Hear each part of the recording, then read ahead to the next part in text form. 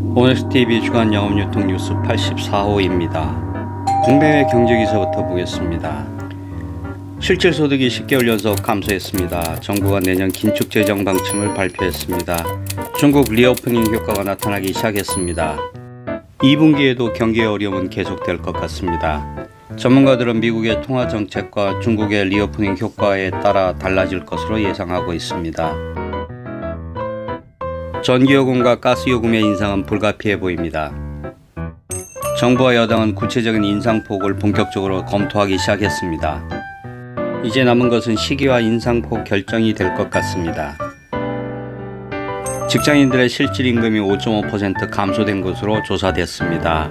이는 10개월 연속 감소된 것입니다. 소비자 물가 상승과 근무시간 감소가 직접적인 원인으로 파악됐습니다.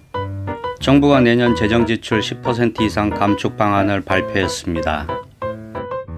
재정지출 요소를 파악해서 복지 전달 체계를 효율화하는 것, 수출 드라이브와 K 컨텐츠로 민간 경제에 활력을 제고하고 노동연금 교육의 구조혁신을 뒷받침하는 것이 핵심입니다. 법률에 따라 정해지는 의무지출 비중은 확대되고 있습니다. 저출산과 고령화로 인한 부담은 늘어나고 있습니다. 수출 성과 악화가 예상되고 있습니다. 정부의 재정 악화 위기의식이 높아진 까닭입니다. 복지정책의 전환과 구조개혁에 대한 논란이 커질 것으로 보입니다. 사우디아라비아가 상하이 협력기구에 합류했습니다. 상하이 경제협력기구는 중국이 주도하는 정치, 경제, 안보 협의체입니다. 중국의 원유 수입 규모는 이미 미국을 앞서 있습니다. 이런 요소들은 앞으로 국제질서 변화의 한 축이 될 것으로 보여집니다. 중국과 러시아 주도의 상하이 경제협력기구는 서방 국가 중심의 나토, 오커스 그리고 쿼드의 견제 대결 세력으로 평가받고 있습니다. 이번 변화로 원유 시장에서 중국의 영향력은 더 커질 것으로 보입니다. 우리나라의 경제 셈법은 더 복잡해졌습니다. 중국의 리오프닝 효과가 계속되고 있습니다. 서비스와 건설업 경기가 12년 만에 최고로 올라갔습니다. 이는 중앙정부의 경기 부양책과 지방정부의 인프라 투자가 활성화됐기 때문으로 보여집니다. 중국 정부는 이런 흐름을 유지하기 위해 경기 부양 기조를 이어갈 것으로 보입니다.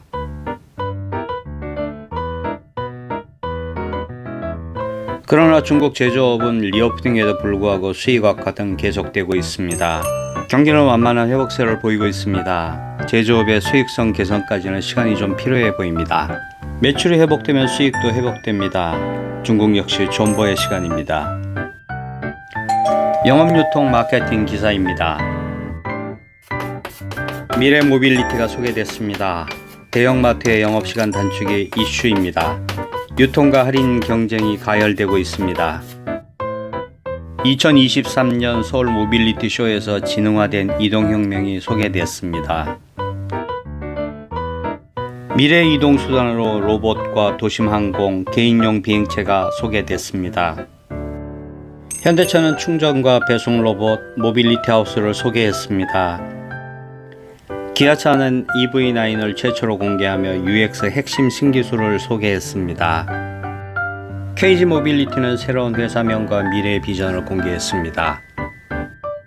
행사도 다양합니다. 컨셉카 전시, 시승, 체험관, 그리고 전기나 개인용 모빌리티도 체험할 수 있습니다. 모빌리티 어워드도 확대 개편 운영합니다. 온라인 가상 공간에서 전시회도 운영하고 있습니다. 메타버스에 대한 관심과 투자가 줄어들고 있습니다. 챗 GPT와 같은 생성형 인공지능에 관심이 쏠리고 투자 대비 수익성이 낮은 영향으로 보입니다. 디즈니그룹은 메타버스 사업부를 폐쇄하고 부원 약 50명을 해고했습니다. 메타는 메타버스 관련 부서를 대폭 축소할 계획입니다. 현대백화점이 더 현대를 대구에서도 성공적으로 개장했습니다. 현대백화점의 아트 경영이 에루샤 없이도 성공할 수 있다는 것을 다시 한번 증명한 것입니다. 디지털 인증에 익숙한 2030들이 모여들었습니다. 커피와 편집숍이 인기라고 합니다. 롯데마트가 동남아에서 공략을 강화하고 있습니다. K푸드와 자체 브랜드 상품을 대폭 확충하고 있습니다. 특히 인도네시아와 베트남에서 매장 수를 늘리고 있습니다. 인구 50만 명 이상의 중대형 도시에 출점하고 있습니다. 도매마트도 점유율을 올리고 있다고 합니다. 대형마트들이 야간 영업시간을 잇따라 단축하고 있습니다. 오프라인 객수가 줄어들고 있습니다. 영업시간 조정을 통해서 인건비와 관리비를 줄이고자 하는 의도입니다. 이런 조치는 점포별 상황에 맞춰 진행될 것으로 보입니다. 유통업체들이 할인 행사를 강화하고 있습니다. 신세계 이마트가 대규모 랜더스데이 행사를 진행합니다. 신세계 이마트는 사전 준비와 전략 구매로 수익과 매출을 동시에 추구하고 있습니다. 롯데마트는 롯데슈퍼와 한 달간 초특가 행사를 준비 중에 있습니다. GS 리테일도 반값 행사를 준비하고 있습니다. 미국에서도 저가 PB 상품이 인기라고 합니다. 불황이 깊어질수록 소비자는 더 영악해집니다. 유통업체는 더 과감하고 공격적이어야 살아남습니다. 제조업체는 더 새로운 제품을 더 싸게 만들어야 합니다. 롯데온이 디지털 백화점을 목표로 전문관을 더 늘리고 있습니다. 생필품이나 습관적인 구매 영향을 줄이겠다는 의도입니다. 앞으로 브랜드와 상품 전문성에 영향을 받는 상품군을 전략적으로 키워나갈 계획입니다. 키즈 프리미엄 뷰티 명품 전문관이 그 대표적인 예입니다. 쿠팡 입점 소상공인도 로켓 배송을 이용할 수 있게 됩니다. 쿠팡의 풀필먼트 서비스 로켓 크로스를 시작합니다. 쿠팡 입점 소상공인들은 쿠팡 풀필먼트에 입고만 시키면 됩니다. 이후 전 과정은 로켓 배송과 같습니다. 앞으로 택배업체와의 서비스 경쟁은 더 치열해질 것으로 보입니다. 경쟁은 불가피해 보입니다.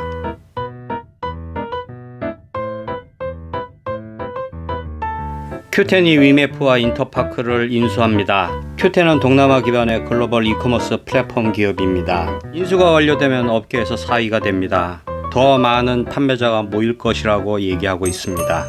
유통의 국경과 쇼핑의 국경이 넓어졌습니다. 소비자는 더 편리해질 것입니다. 한진이 글로벌 직구 플랫폼 후타운을 선보였습니다. 해외 상품 배송 대행 시장도 훨씬 더 커지게 됐습니다. 후타운은 관계 중심형 플랫폼입니다. 개인 간 상품 거래와 정보 교류가 주요 기능입니다. 카카오가 카톡 쇼핑 탭을 재구성합니다. 목적과 직관에 따른 쇼핑이 더 편리해졌습니다. 쇼핑 검색도 고도화됐습니다. 가격 비교 평점 리뷰가 더 편리해졌습니다. 배달의 민족이 매출과 수익에 획기적인 성과를 거뒀습니다. 배달 문화가 정착한 가운데 성장세가 이어졌습니다. 수익 중심의 운영이 성과를 거뒀습니다. 관건은 지금부터입니다. 소비자들의 배달 앱 이용이 줄어들고 있기 때문입니다. 한샘이 전 시장을 혁신했습니다. 소비자 체험, 소통, 라이프 스타일 공간으로 변신시켰습니다. 가상, 증강현실로 부족함을 메웠습니다. 신당동이 새로운 핫플레이스로 뜨고 있습니다. 지하철 2호선 신당역 주변 중앙시장과 황학동 이야기입니다. 찾는 사람들이 늘면서 임대료도 크게 올랐다고 합니다. 상대적으로 낮은 가격과 판매 단가에 회의론이 있기도 합니다. 그러나 잊혀졌던 상권이 다시 활성화되는 것은 좋은 현상입니다. 성수동과 동대문의 중간 지점입니다. 왕십리도 가깝습니다. 앞으로 성장을 기대해 볼 만합니다. 코로나 격리 기간 동안에 가맹점이 급격하게 늘었습니다. 그러나 매출은 제자리입니다. 치킨, 피자 등 외식 도소매는 감소했습니다. 가맹본부의 유통마진은 여전히 높다는 평가입니다. 자영업자들이 상대적으로 안전한 선택을 했던 것으로 보여집니다. 프랜차이즈의 치킨 게임이 심화됐습니다. 전체 매출은 늘어났지만 점포당 매출은 줄어들었습니다. 한국의 임금 체계에 대한 인터뷰 기사입니다. 이재열 상생임금위 위원장은 현재 호봉제 중심에서 직무와 성과 중심의 임금 체계로 바뀌어져야 한다고 지적했습니다. 특히 근로시간 개편의 핵심은 생산성이며 정규와 비정규직 임금 격차는 줄여야 한다고 했습니다. 생산성과 고용 유연성을 높이는 것, 그리고 노동자의 법적 보호는 건전한 일터를 만드는 기본입니다. 가급적 많은 사람들, 다양한 이익체가 같이 논의해야 합니다. 과정과 논의는 공개적이어야 합니다. 결과는 공표되어야 합니다. 그리고 합의되어야 합니다. 그래야 힘이 생깁니다. 오닉스TV 주간 영업유통 뉴스를 마칩니다. 늘 초심으로 정진하겠습니다. 이사부였습니다.